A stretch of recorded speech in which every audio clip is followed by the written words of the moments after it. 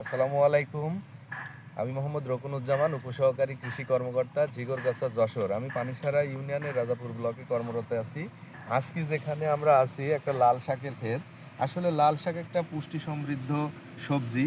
এখানে প্রচুর পরিমাণে ভিটামিন এ, বি, ডি, কে সব ধরনেরই পুষ্টি উপাদান রয়েছে। তার মধ্যে সবচেয়ে ভিটামিন বি এবং ভিটামিন বির পরিমাণটাই সবচেয়ে বেশি আছে।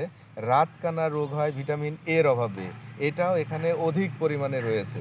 শাকসবজি, ফলমূল এবং ছোট গুঁড়া মাছ খেলে যেমন রাতকানা রোগ থেকে উপকৃত পাওয়া যায়, রাতকানা রোগের হাত থেকে রক্ষা পাওয়া যায়, এই লাল শাক তারই একটা বড় ধরনের উদাহরণ। লাল শাক যদি নিয়মিত কেউ খায় তাহলে তার রাতকানা রোগ হবে না, এরকম আশা করা যায়।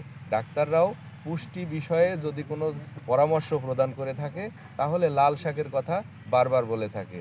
আমাদের দেশে লাল শাকের পাশাপাশি সবুজ শাকও আছে, কিন্তু সবুজ শাক খেতে গেলে যে উপাদানগুলো আমরা পাচ্ছি তার চেয়ে লাল শাকে অধিক পরিমাণ পুষ্টি উপাদান বিদ্যমান থাকে।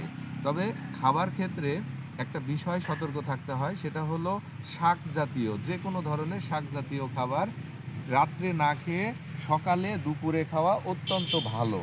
এবং শাক খাওয়ার সময় অবশ্যই টক জাতীয় কোনো কিছু তার সাথে মিশিয়ে নিতে হয়। অর্থাৎ লেবু দিয়ে যদি কেউ শাক খায় তাহলে শাকের যত রকমের পুষ্টি উপাদান আছে সবগুলোর একটা মানব দেহে সরাসরি অংশগ্রহণ করতে পারে।